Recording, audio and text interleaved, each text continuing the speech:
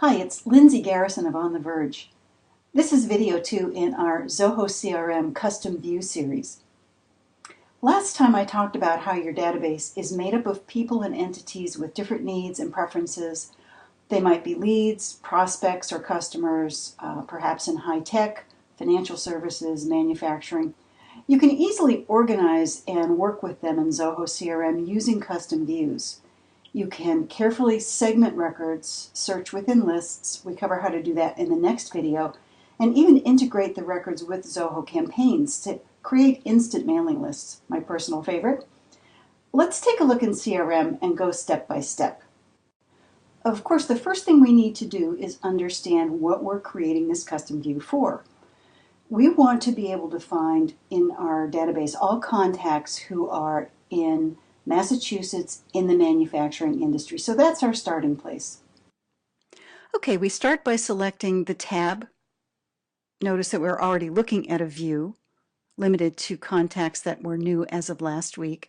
I want to create a new view. We're going to start by naming our view. It's a good idea for the name to be pretty specific. Once I've named it, then I'm going to choose the fields or the columns that I want displayed within the view. There are certain fields I may not need, so I'm going to remove those. Don't be worried about that X. It's just remove. It's not delete. And then I'm going to find the fields that I want to add in. I'm going to want ID status because I want to understand the relationship with the contacts when I see them in the list. So I'm going to add that. I'm also going to add industry, and I'm going to add mailing state.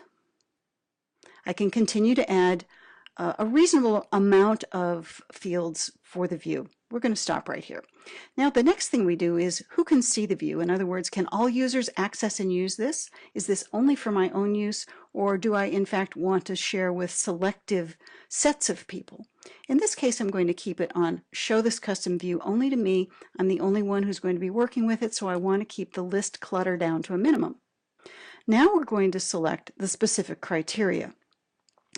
What we're going to be looking for is everywhere where the mailing state is in Massachusetts, so we'll start there. And now we need to add criteria because we want to add industry.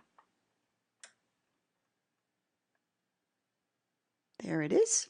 Industry is manufacturing.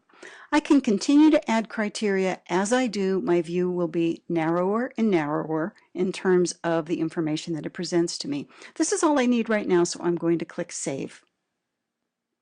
And now I have created a list of manufacturers. Notice that I can see the total count of the records that I am finding. I can expand the screen view so that I'm seeing all of the records that I have found. I'm going to move this back here. And of course, I can sort by any of the columns that I have available. Also, once I have a selected list, notice that there are more things that I can do. I can do mass updates, I can change the owner of the records, create tasks, and so forth. And I can do it for any of these or all of these that are checked off and apply that mass change in one step. In our next video, we're going to take a look at the importance of how these lists are created for you to do very targeted searches. But before we leave to do that, I do want to just do a quick review on the steps. We start by deciding the purpose of our view and then refining the criteria. Notice too, we didn't discuss it before, but notice that we have 3 ways to create the custom views. We can edit, clone, user-defined views, or we can create a new view. But just keep in mind that you can't clone or edit any of the predefined views that have been provided for you. Notice that this is grayed out. Delete and clone view are grayed out. We're going to name the view as our next step. We're going to select the columns that we want to have displayed in the view. We're going to, after that, we're going to decide who gets to see the view. We're going to choose the criteria, and then we're going to save. Now we've completed our custom view. Again, next time we're going to take a look at how to search within custom views and why creating custom views for searches is so very important.